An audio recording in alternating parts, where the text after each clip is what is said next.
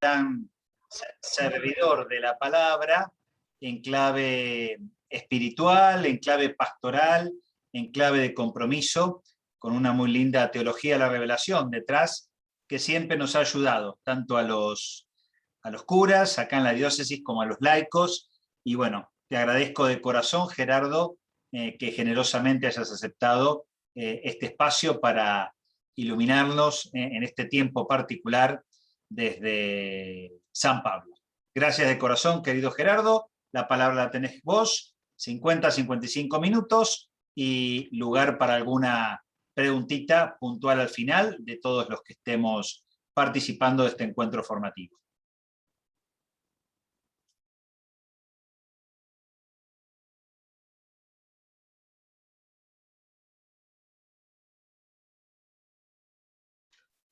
Ahí, Gerardo. Ahora sí, gracias. Bueno, no sé, en primer lugar, gracias por la invitación, gracias una vez más por la confianza. Nos abrimos al espíritu que ha inspirado la comunidad de fe para recibir estos textos como palabra de Dios y que ha de inspirar a los que a lo largo del tiempo la van recibiendo y la van leyendo para poder hacerla vida. Así que no sé si hay dispuesta alguna invocación del Espíritu Santo, si no tendremos que hacerla. Así que vamos, en el nombre del Padre, del Hijo y del Espíritu Santo. Amén. Señor, envía tu Espíritu y renueva toda la tierra. Señor, necesitamos que renueves en nosotros la sed de ti, el ansia de vida plena para nosotros, para nuestros hermanos y hermanas, especialmente los más pobres y sufrientes, para los vivos y difuntos, para la creación entera. Anhelantes esperamos que se cumpla tu promesa de vida, y junto con el Espíritu te decimos, ven, Señor Jesús. Gloria al Padre, y al Hijo, y al Espíritu Santo, como era en el principio, ahora y siempre, por los siglos de los siglos.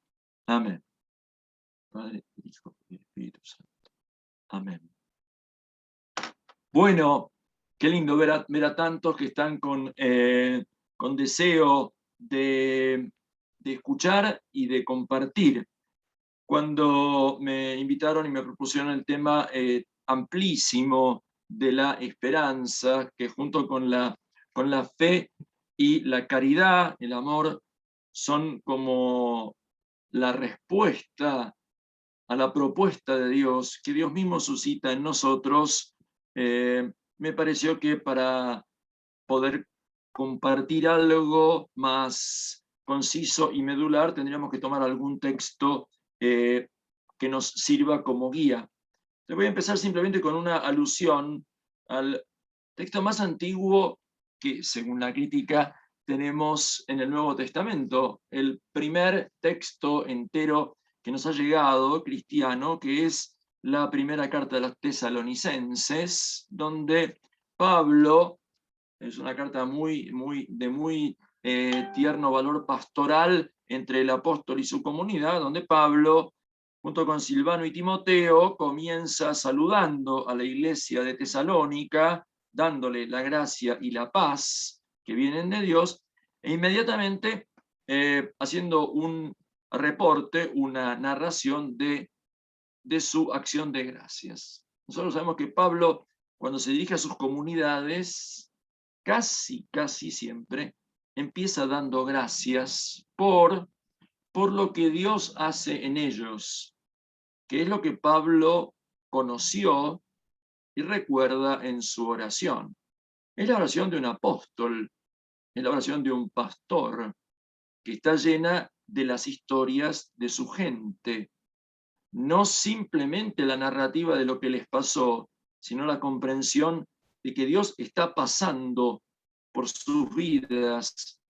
Y él, Pablo, el apóstol, el pastor, viendo eso, discerniéndolo, lo reza, rezándolo, lo entiende y así se los transmite cuando está en persona directamente y cuando está lejos a través de la carta. El saludo de un pastor comunica su oración. Los de Pablo saben que Pablo reza por ellos y saben específicamente qué reza por ellos. Y empezamos entonces con una acción de gracias muy sencilla, muy profunda, que dice así. Estoy en 1 Tesalonicenses, capítulo 1, versículo 2, no es el texto sobre el cual vamos a trabajar, sino simplemente un eco. Dice así Pablo: siempre damos gracias a Dios, son los tres, Pablo, Silvano y Timoteo, siempre damos gracias a Dios por todos ustedes cuando los recordamos en nuestras oraciones. Y sin cesar tenemos presente delante de Dios nuestro Padre, hacemos memoria, dice el texto, cómo ustedes han manifestado su fe con obras, su amor con fatigas y su esperanza en nuestro Señor Jesucristo con una firme constancia. Su fe, su amor y su esperanza. Las tres.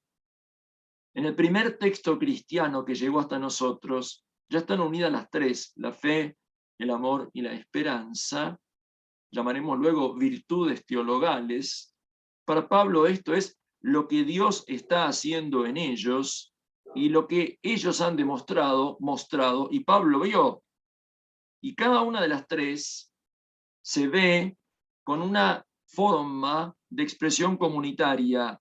Dice literalmente el texto, la obra de la fe que obra, que se manifiesta en obra, y el trabajo, el esfuerzo del amor, copos es un esfuerzo, el amor hace el esfuerzo y se nota como un amor esforzado, y la constancia, perseverancia de la esperanza.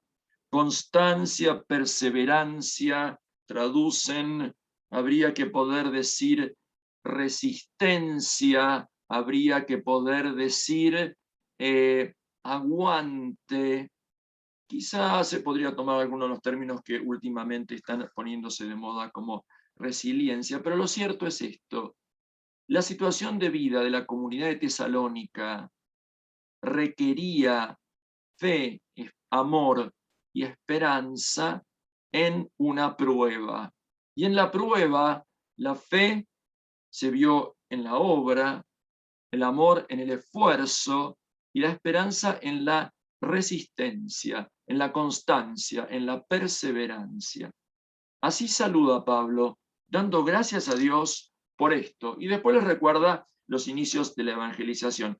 Quería tomarlo para que recordemos empezar rezando y rezando por los demás, por urgidos que estemos nosotros, para ver, pidiéndole a Dios en la memoria, qué es lo que Dios ha hecho en ellos, en ellas, que a nosotros nos viene al corazón para reconocer, agradecer y después comunicarlo. Perdonen que me tomo unos minutos en esto, pero es importante, sobre todo para personas como la mayoría de ustedes, que acompañan a otras personas, que ayudan a otras personas a formarse, a permanecer, a perseverar, a trabajar, a esforzarse, y que entonces el acompañamiento también consiste en, tomando una distancia y viendo, contemplando lo que Dios hace en ellos, poder reconocerlo y poder manifestárselo, poder decírselo. Mira, le doy gracias a Dios por tu fe, por tu amor, por tu esperanza, porque lo veo y eso a mí me hace bien lo recuerdo y me hace rezar dando gracias a Dios. Hay muchas cosas para corregir en la comunidad de Tesalónica, como dice el resto de la carta, pero lo primero en el corazón de Pablo, apóstol y pastor, es dar gracias por lo que Dios está haciendo y comunicárselos así. Desde ese lugar, después, va enfrentando distintos problemas. Voy a ir simplemente a uno, hacia el final, más despidiéndose en el capítulo 4 de la misma primera carta a los tesalonicenses, donde, enfrentando una situación, después de hablar del tema del amor y el trabajo, quiero ir al tema de la esperanza, que es el que nos convoca esta noche. Parece que desde que Pablo se había ido de la comunidad de Tesalónica hasta que escribe esta carta, algunos habían muerto. Y entonces se había producido una crisis de esperanza, porque dice el refrán, mientras hay vida hay esperanza. Pero cuando viene la muerte, según el refrán, ya no hay nada que hacer, ya no hay nada que esperar. La muerte de algunos en la comunidad había puesto en crisis esta esperanza que había resistido, pero se había puesto en situación difícil por la muerte. Por eso les dice en 1 Tesalonicenses 4:13, no queremos, hermanos, que vivan en la ignorancia acerca de los que ya han muerto, para que no estén tristes como los otros, que no tienen esperanza. Los que no tienen esperanza ante la muerte de los hermanos caen en una tristeza que no tiene salida. Y Pablo a partir de allí les tiene que volver a proponer el anuncio central de la fe. Nosotros creemos que Jesús murió y resucitó. De la misma manera, Dios llevará con Jesús a los que murieron por él. La Pascua proclamada en la fe, celebrada en la liturgia, se tiene que traducir en la Pascua de los que murieron, esperanza de los que quedan. Este paso de lo de Jesús a lo de cada uno en la vida de la comunidad es lo que más cuesta en la experiencia cristiana. Lo sabemos muy bien. Rezamos el credo, celebramos los ritos, cumplimos los preceptos, pero cuando la crisis nos toca de cerca, hondo, como a muchos nos y les ha pasado en este tiempo, pareciera que todo aquello tiene que volver a encontrar verdad, tiene que volver a saberse desde otro lugar, el lugar concreto de la prueba, de la tentación, del dolor, de la enfermedad, de la muerte. No sea cosa que cristianos estemos tristes como los que no tienen esperanza, que son los otros, según decía Pablo en esta carta a los tesalonicenses. Bien, en el principio y en el final entonces de la carta, una invitación a reconocer y volver a recrear desde Dios la esperanza. No es el tema, Pablo no desarrolla temas, Pablo lo que le importa es desplegar el evangelio en las situaciones en las cuales sus comunidades viven. Una es una excepción importante. Venimos hasta acá, más o menos se escucha, me escucha bien y van siguiendo. Entonces, simplemente esto fue la presentación, ¿de acuerdo? Ahora vamos a entrar en el tema. Hay una carta, quizá la más, sin duda la más extensa y la que a lo largo de la historia más impacto ha tenido de todas las de Pablo, que es la carta a los Romanos. Una carta majestuosa, muy, muy, muy importante y tremendamente difícil de interpretar, tremendamente difícil. A lo largo de la historia de la interpretación de la Biblia ha marcado épocas realmente. Grandes comentarios de esta carta han significado un antes y un después en la historia de la Iglesia, no solo de la Iglesia católica, también y quizá más de la de las iglesias protestantes. Basta pensar los grandes comentarios de Lutero y de Karl Barth en el principio del siglo XX, pero no es eso lo que toca ahora. La carta a los Romanos tiene maravillosamente una oportunidad que tiene Pablo de salir de la polémica inmediata de lo que está pasando en la comunidad de Roma, porque él no ha tenido contacto con esa comunidad, y presentar de modo más sereno, menos dialéctico, menos crispado, menos apologético, una idea fundamental que él tiene, que es una experiencia, que es cómo Dios salva a la gente. Ese es el gran problema de Pablo. ¿En qué consiste la salvación? ¿Qué es?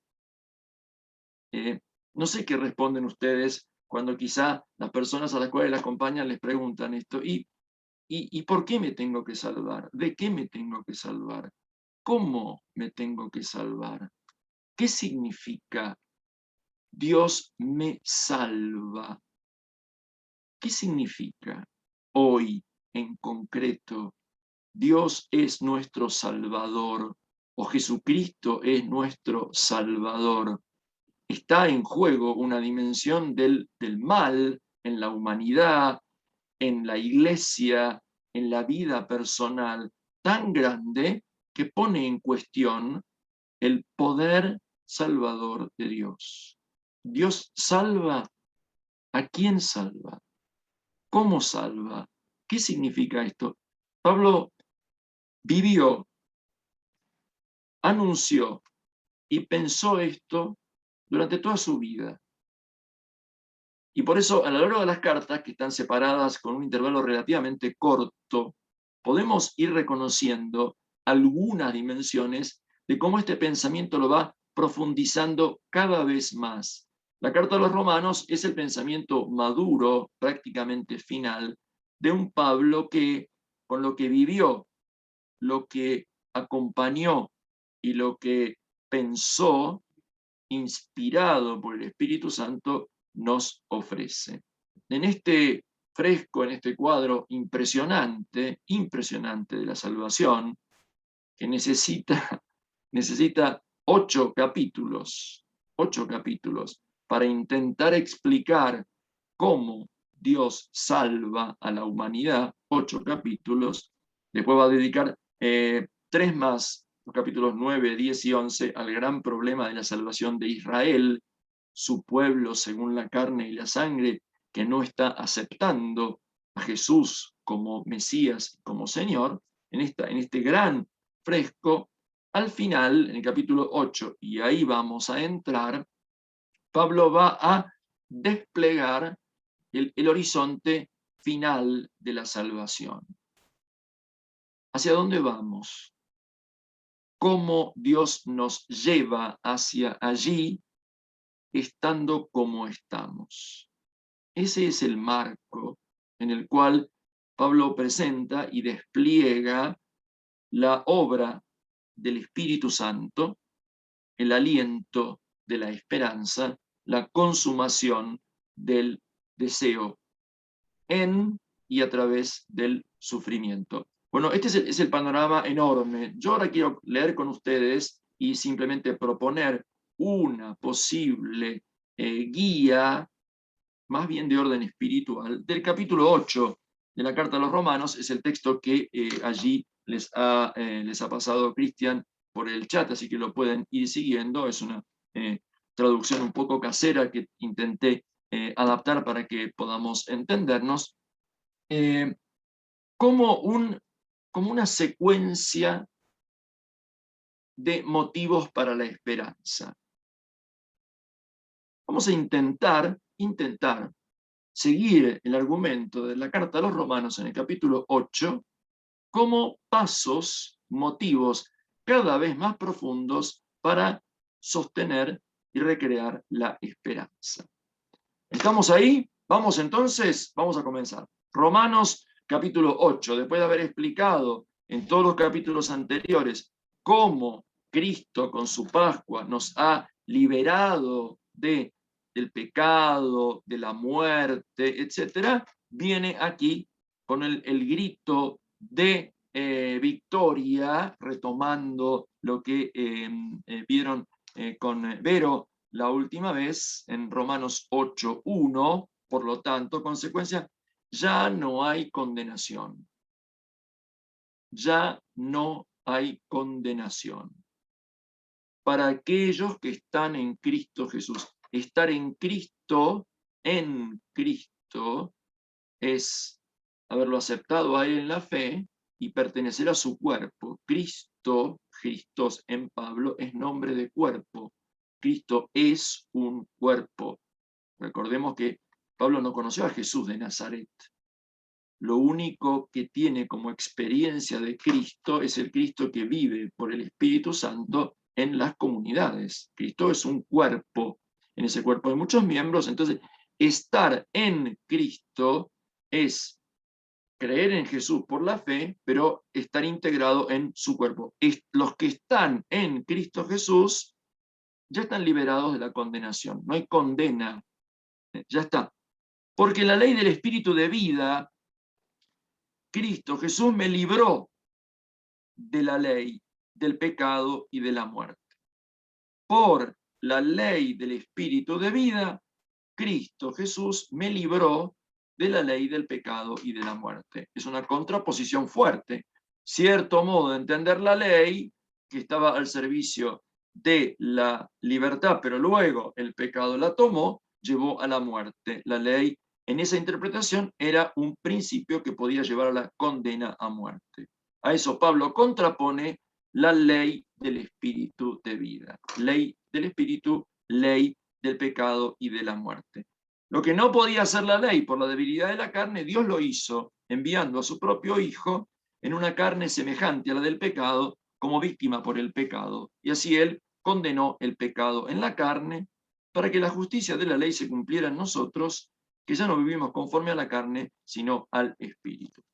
Ustedes se imaginan que explicar cada palabra de estos 4 versículos nos llevaría 6 meses de interpretación de teología paulina. Así que vamos a quedarnos simplemente con el primer dato. Este es el primer motivo de la esperanza. ¿Cuál es? Dios nos libró. En Cristo estamos liberados. No hay condena. Supongo, no lo sé, que ninguno de ustedes habrá estado preso. Pero estar preso y condenado es una tragedia. Que a un preso condenado venga alguien y le diga, no hay condena, no hay condena, estás libre, le cambia completamente la vida. Es una metáfora muy concreta para quienes han experimentado una condena, y una condena a muerte, porque la ley del pecado es ley de muerte. Entonces, imagínense un condenado a muerte, que alguien le proclame, no hay condena, no hay condena, estás libre. Es la metáfora que utiliza Pablo, que estuvo preso, acuérdense la carta de los Filipenses, condenado a muerte, él estuvo preso, condenado a muerte, habla desde su experiencia vital, no sabía si lo iban a condenar, si lo iban a ejecutar o lo iban a dejar libre, lo cuenta él en la carta a los Filipenses. Romanos es posterior. Entonces, usa esa metáfora para decir lo que Cristo hizo con nosotros. No hay condena. Se acabó. Porque nosotros, entonces, segundo motivo, esta vida en nosotros es lo que hace el Espíritu Santo. Cristo nos liberó, primer motivo, no hay condena. Segundo motivo, son los versículos 5 a 13, que voy a pasar muy rápido, es el efecto de esa liberación de Cristo, que es lo que el Espíritu hace en nosotros. Hay 2 principios. La carne es librados nosotros a nosotros mismos, sin el Espíritu de Dios, y el Espíritu. Uno puede vivir según la carne o según el Espíritu. Y esta es la contraposición que Pablo propone en estos versículos, que simplemente repaso. Los que viven según la carne desean, piensan, frónema, lo que es carnal. En cambio, los que viven según el Espíritu desean lo que es espiritual. Ahora bien, los deseos de la carne conducen a la muerte, pero los deseos del Espíritu conducen a la vida y a la paz. Porque los deseos de la carne se oponen a Dios, ya que no se someten a la ley ni pueden someterse.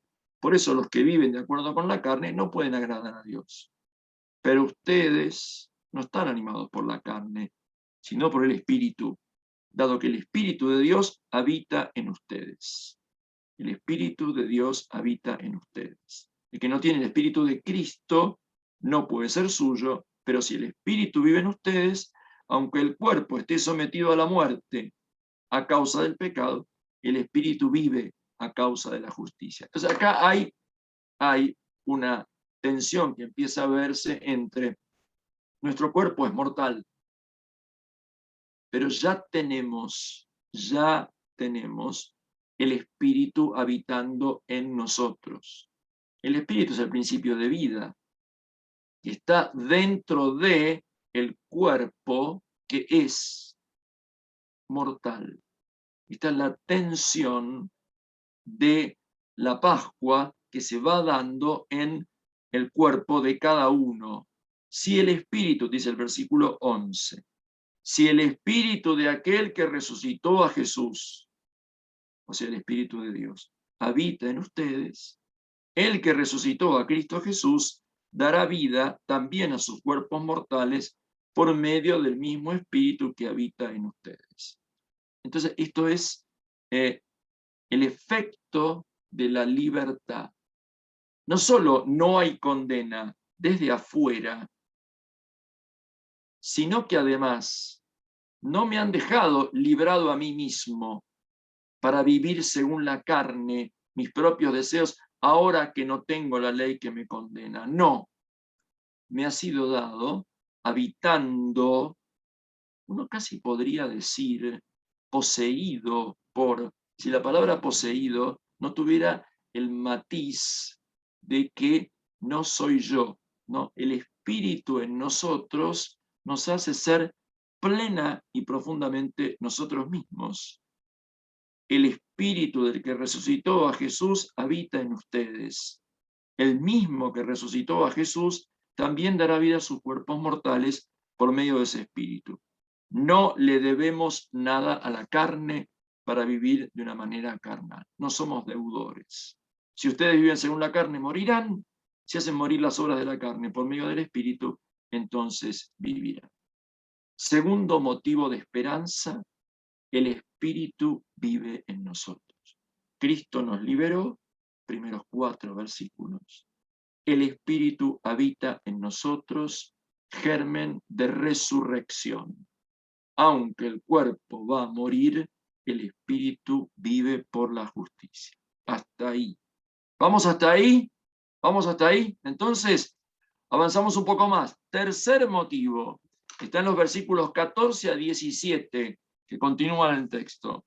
Muy bien. Los que tenemos el Espíritu de Dios, todos los que son conducidos por el Espíritu de Dios, son hijos de Dios. Acá aparece, y esto es un tema importantísimo, el tema de la filiación. No somos simplemente liberados porque ya no somos siervos, no somos simplemente libres porque ya no estamos condenados, inocentes, sino que somos hijos, hijos de Dios. Ustedes, dice el versículo 15, no han recibido un espíritu de esclavitud para volver a caer en el temor. Esa es la vida del esclavo. Vive del miedo. Vive del miedo. Eso es ser un esclavo. El esclavo vive aterrado de que si hace algo mal puede ser castigado y eventualmente muerto también. La esclavitud lleva al temor. El temor esclaviza aún más. Y hay un espíritu de esclavitud. Pablo dice, ustedes no han recibido un espíritu de esclavitud para volver a caer el temor, sino el espíritu de adopción. Huiotesía es en griego, eso es adopción, hijos adoptivos. Es lo que en el mundo griego hacía alguien con uno que no era su hijo, pero le quería dar el derecho que tenían los hijos, adopción, propiamente hablando. Señalo, y vuelvo en un rato, no dice Pablo, ustedes no recibieron espíritu de esclavos, sino espíritu de libres. La antítesis no es esclavo libre, es esclavo hijo. Porque el proyecto no es ser libre, como si fuera ser suelto. Una persona suelta no es una persona libre.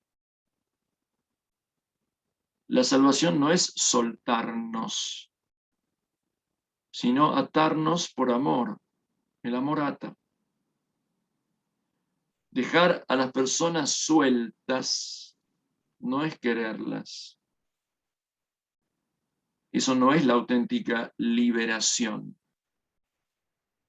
El Señor nos libera de lo que nos ata al mal para que nuestra libertad se comprometa en un vínculo amoroso, que en primer lugar es un vínculo con Dios. Entonces, que Dios adopte en Jesús a los que antes eran esclavos como hijos, es el camino de la auténtica libertad. No sé si logré expresarme suficientemente bien. A veces uno piensa que ser liberado es ser soltado, pero ser soltado puede ser perfectamente una condena, porque el suelto queda solo consigo mismo, y nadie consigo mismo logra su plenitud, logra su auténtica vida, porque la vida es el vínculo. La vida fundamentalmente es poder entregarse a alguien y recibir a alguien. Dicho en términos más antropológicos, la libertad tiene dos preposiciones, ser libre de y ser libre para. Y si no se dan las dos juntas, no hay auténtica libertad. ¿De qué soy libre? ¿Para qué soy libre? ¿De quién soy libre? ¿Para quién fui liberado? ¿No? Y acá estamos entonces. Ustedes no han recibido un espíritu de esclavos para volver al temor, sino el espíritu de hijos adoptivos por el que clamamos o en el que gritamos, dice, Abba, Padre, Abba. Pablo guardó el arameo, Abba es arameo, está escribiendo en griego, pero guardó el Abba. Pablo dice el Abba solo en dos textos, en la carta a los Gálatas y en este, lo traduce, pero seguramente los cristianos de Roma y los de Galacia y algunos otros más todavía habían conservado el modo de clamar a Dios que les había enseñado Jesús a los suyos.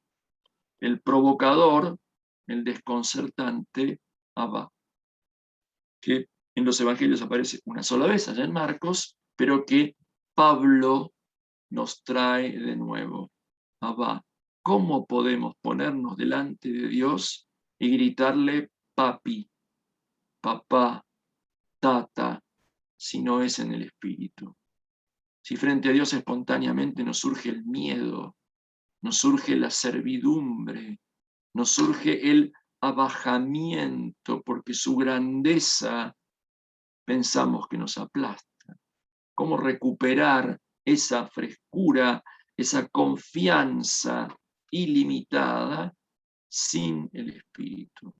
Solo el Espíritu en nosotros, habiéndonos liberado de la esclavitud y del temor, nos permite clamar, gritarle a Dios, Abba, Padre. ¿Por qué? Porque en nosotros, dice el versículo 16, ese Espíritu atestigua con nuestro espíritu que somos hijos de Dios. A ver, no llegamos a creer que somos hijos de verdad. Siempre tenemos, por las dudas, que justificar que hacemos las cosas bien, como si fuéramos empleados de Dios.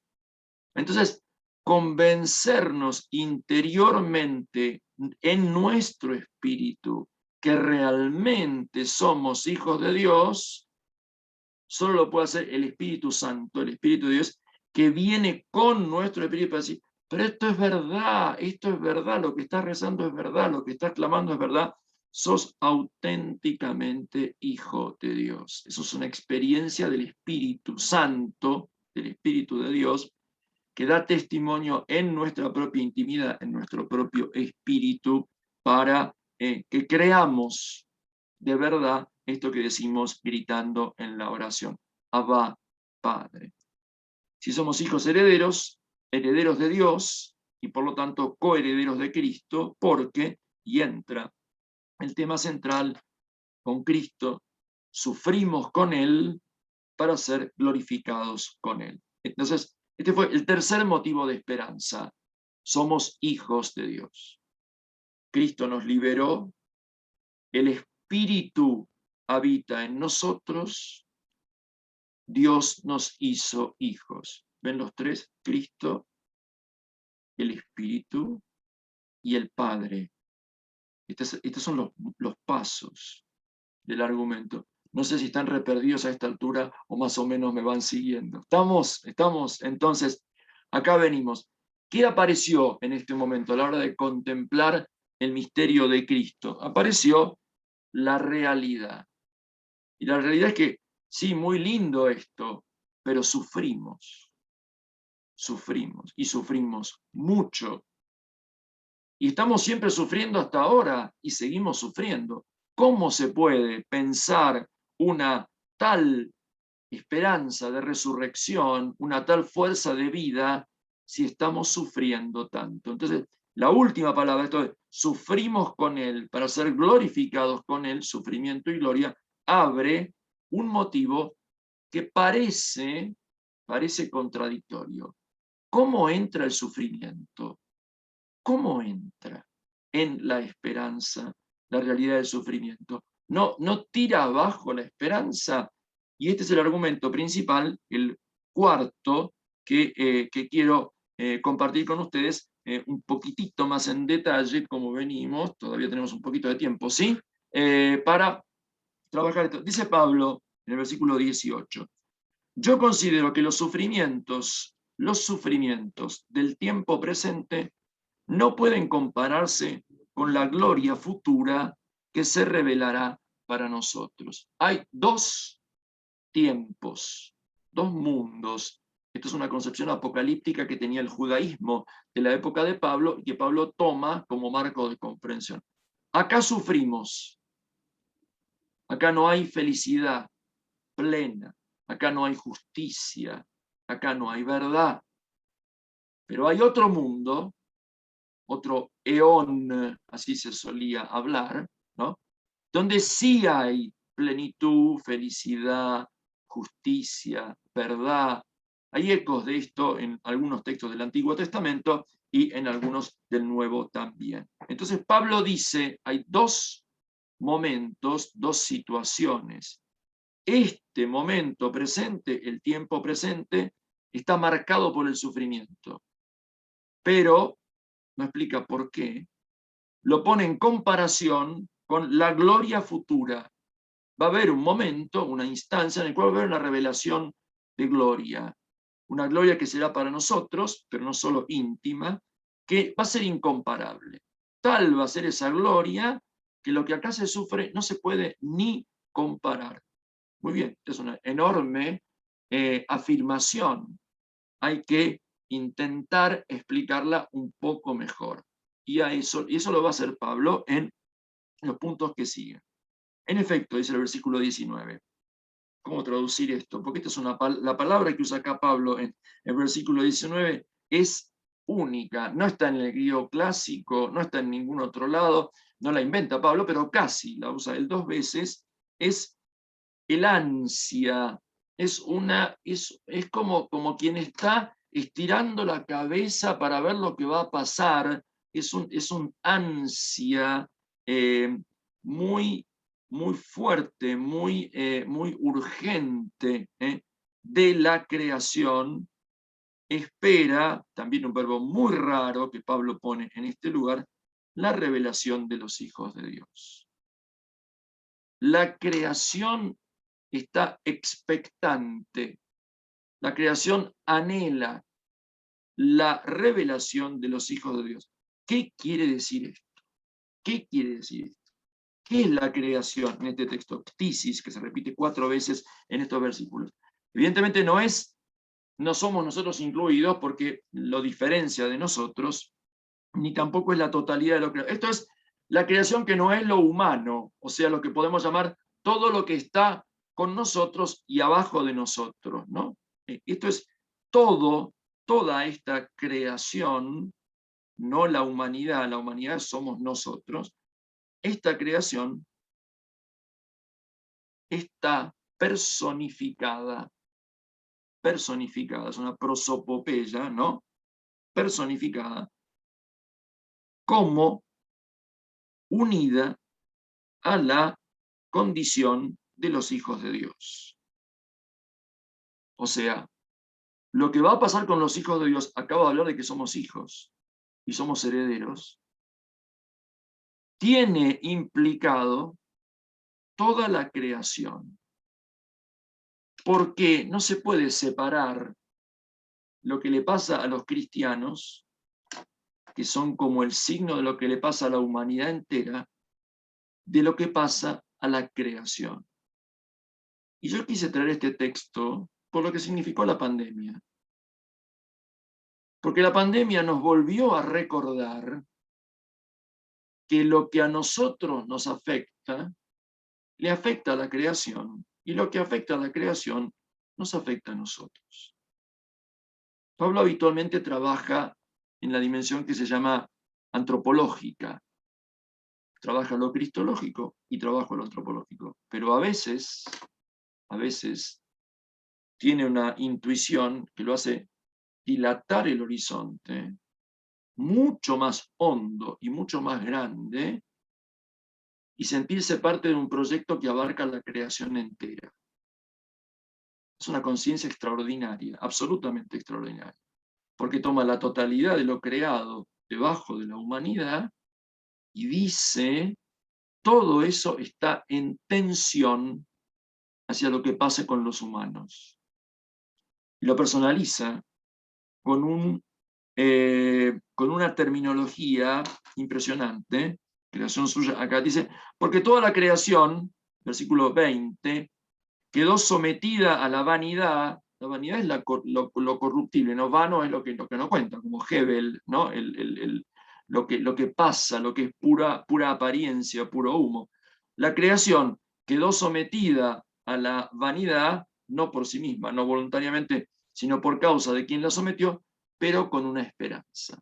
Entonces, toda la creación está marcada por la vanidad. Dios la sometió, Dios es el que la sometió a la caducidad, a la fragilidad, a la debilidad, ¿no? Pero con esperanza. Y aquí aparece la esperanza.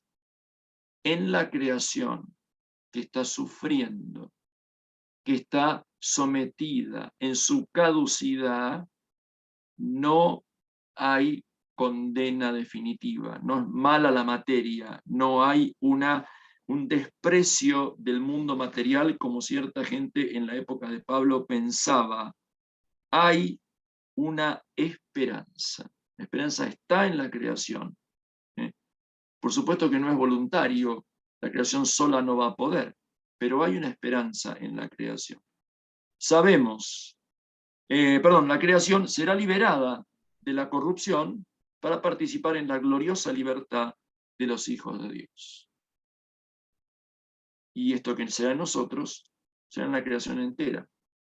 Uno piensa si Jesús en su cuerpo resucitado no tiene algo del polvo de Galilea todavía pegado en sus pies, ¿no? O sea, no puede haber humanidad nueva si no hay creación nueva, porque nosotros estamos entrelazados, entretejidos con la creación. Somos lo que respiramos, lo que comemos. Estamos de tal manera entretejidos material y espiritualmente con la creación que si nosotros somos liberados, la creación también lo tiene que ser. La creación será liberada de la corrupción para participar de la gloria de los hijos de Dios. Ahora gime. Hasta el presente, la creación entera, dice el versículo 22, gime y sufre dolores de parto. Y no solo ella, también nosotros que poseemos las primicias del Espíritu, gemimos interiormente, anhelando que se realice la filiación adoptiva, la redención de nuestro cuerpo. El gemido. 3 veces va a repetir la palabra gemir en este fragmento y nos personifica el ansia.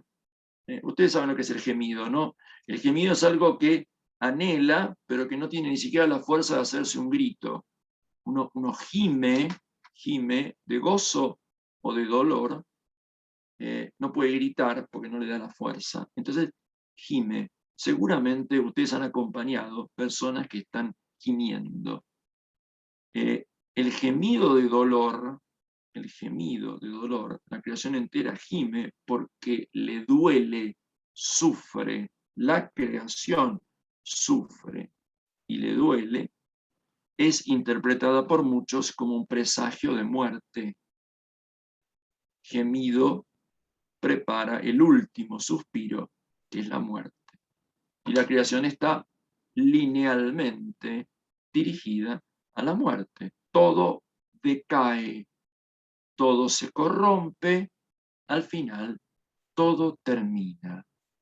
Esta cosmología que lleva todo a la muerte interpreta el sufrimiento, el dolor, vamos a decir, el desorden, el caos, los desastres de la creación como preanuncios de la muerte. La creación está enferma y va a morir. Pablo, iluminado por el Espíritu Santo, dice, nosotros tenemos los cristianos sacramento de la humanidad. Nuestro cuerpo va a morir, pero tenemos adentro el espíritu de vida. Lo acaba de decir antes. Nosotros tenemos las primicias del espíritu. Lo tenemos adentro. Es lo que anticipa la plenitud. Si nosotros tenemos el espíritu y ese espíritu nos va a dar la vida plena, aunque nuestro cuerpo muera, nos va a resucitar con Jesús, también la creación. Entonces, el sufrimiento de la creación, el dolor de la creación, no es un gemido de muerte, sino un dolor de parto. Y esto es maravilloso. Esto es maravilloso. La creación está en trabajo de parto. Sufre porque está pariendo. Recordarán las madres el dolor del trabajo de parto. Jesús lo usa como metáfora de su propia Pascua. ¿Se acuerdan en la última cena en el Evangelio según San Juan? La mujer cuando va a dar a luz, sufre, le duele, pero cuando el niño, el hombre ha nacido, se olvida del dolor por la alegría que siente. Es la Pascua hecha un parto. Y Pablo, mirando el dolor del mundo, de la creación entera, dice, el mundo está en trabajo de parto. El mundo está doliéndose, no porque va a morir, sino porque está en trabajo de parto. ¿Y quién escucha ese gemido? ¿Quién le pone palabras para interpretarlo? ¿Quién? Y vamos al asunto siguiente, perdón, ya termino, no quiero, ya me repasé, así que disculpen un poquito más.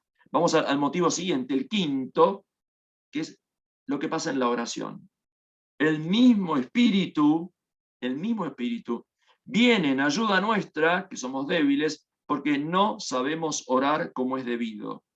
Pero el Espíritu intercede por nosotros con gemidos inefables, y el que sondea los corazones conoce el deseo del Espíritu y sabe que su intercesión en favor de los santos está de acuerdo con la voluntad divina.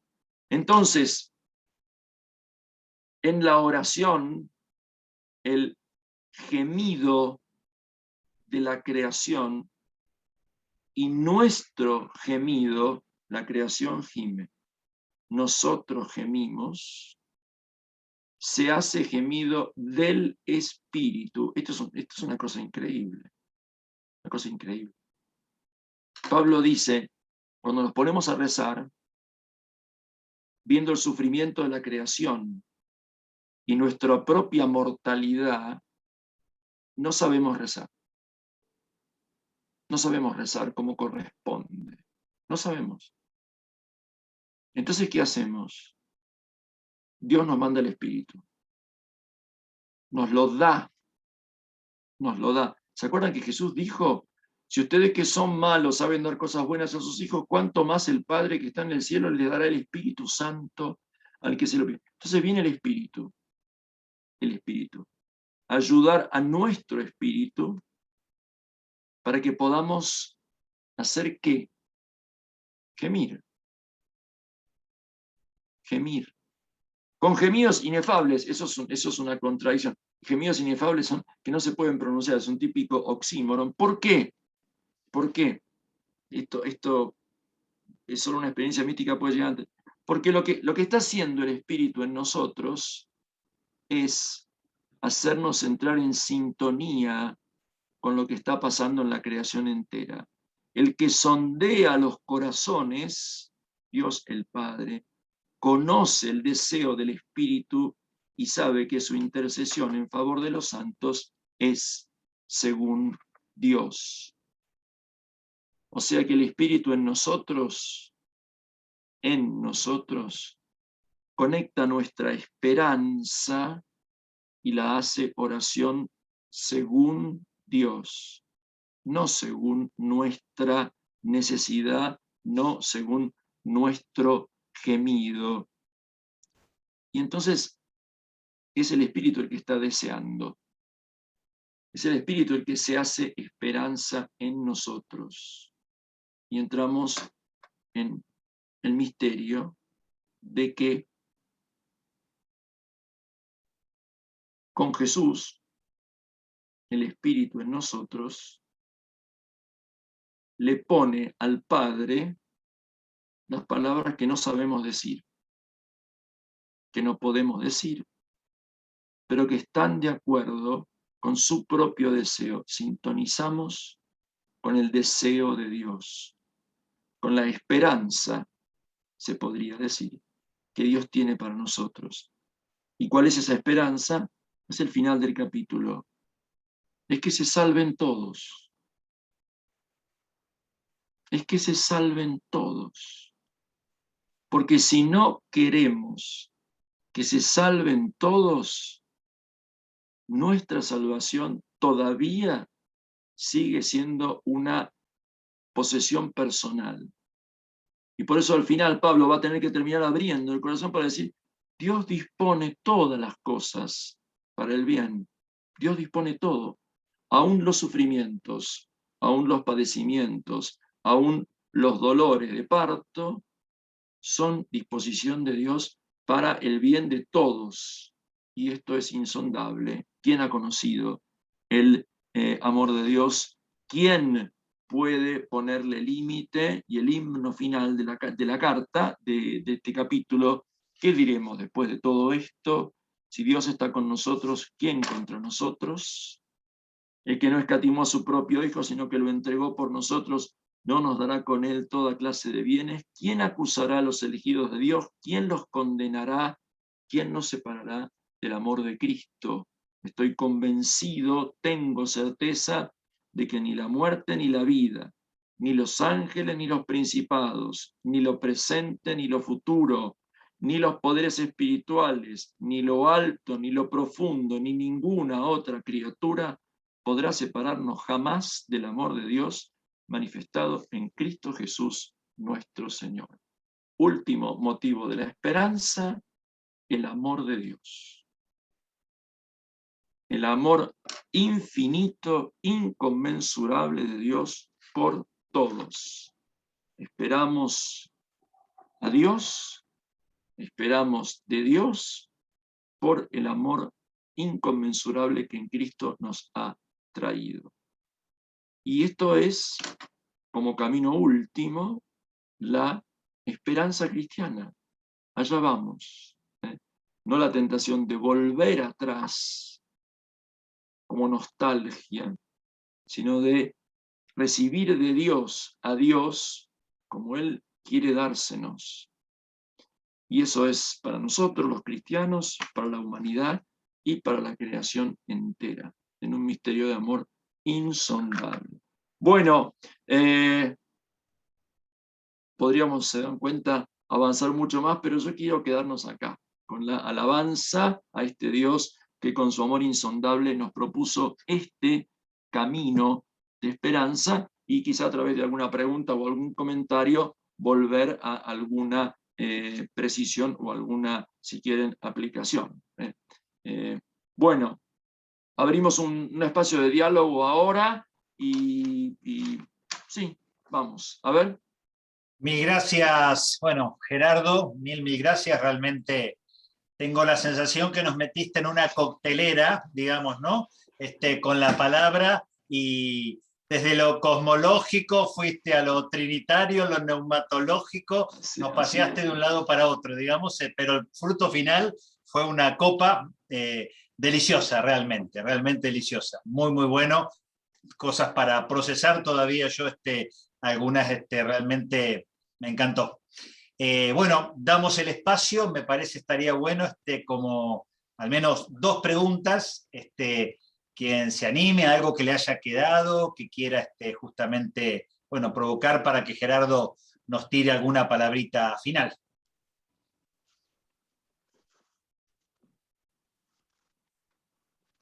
Por el chat, o levante la mano, o habilita el micrófono, Cristian, creo que ya pueden, ¿no? ¿Sí?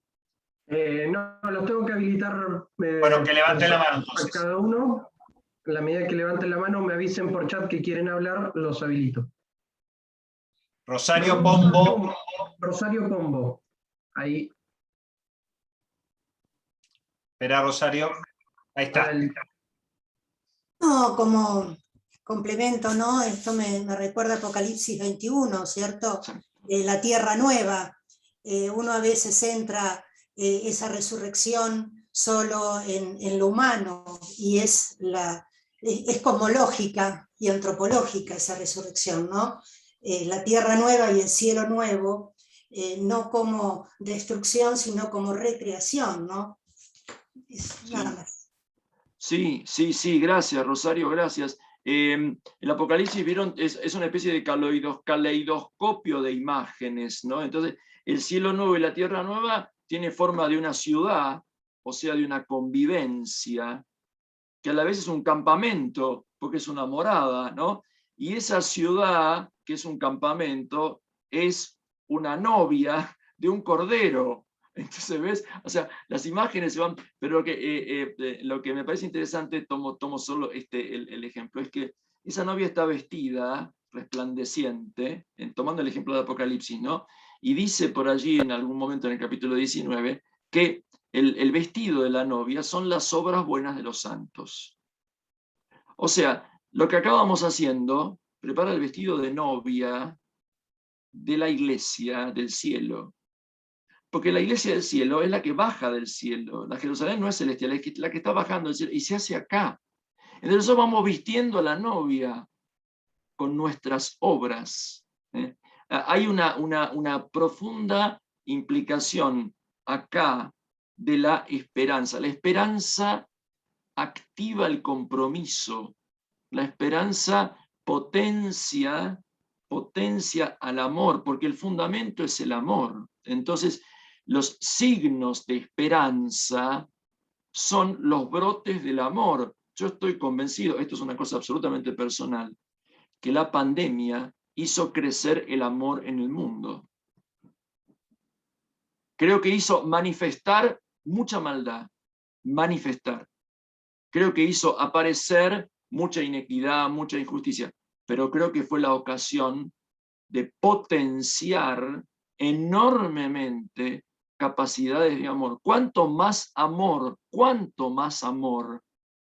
se vio y se actuó a partir de la desgracia. No me digan que no tienen infinitos testimonios de amor, que si uno los lee, pero acá la gente tendría que haberse desesperado y en vez de desesperarse salió y ayudó a que otros no se desesperaran, quizás sin fe explícita, pero con una compasión por lo humano sufriente, que alguien que tiene fe mira a nosotros y tenemos que dar gracias a Dios porque allí se está gestando el parto del mundo nuevo. Allí se están cosiendo la ropa de la Jerusalén celestial, que es la novia del Cordero. Allí, ¿no? Me parece que esto, si no lo recreamos, porque si no la esperanza es una especie de utopía y no una realidad. ¿Dónde están? Está en el amor pascual de los que acompañaron tanto dolor sin dejarse aplastar por el dolor, ¿no? Así que gracias, Rosario. Ahí pregunta Graciela Valerio, ¿qué metáfora de liberación le parecería más efectiva hoy para hablar de salvación? Uf. Uf. A ver, ¿sabés? Hay una... me viene una de un salmo. Hay un salmo, una frase de un salmo. Esto después se lo preguntan a Vero Talamé, que es la experta en estas cosas. Hay un salmo que le dice a Dios uno que estaba muy bien, dice, tú que en el aprieto me diste anchura. Entonces, angustia es angosto. Y uno siente que a veces la vida se te angosta, no te deja respirar y está a punto de aplastarte. Entonces lo que Dios hace es correr las paredes y en el aprieto darte anchura. Es decir, darte espacio de libertad para que vos puedas respirar, puedas correr, puedas... el miedo encierra y el encierro da más miedo. El amor abre. Hemos experimentado el miedo del encierro y la enfermedad que provoca. Una forma de sanación, de salvación es salí.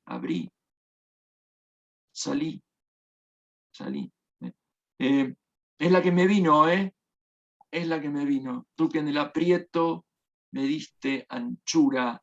Creo que hay mucha gente que podría experimentar eso, ¿no? Que Dios le dé anchura y pueda volver ahí, ¿no?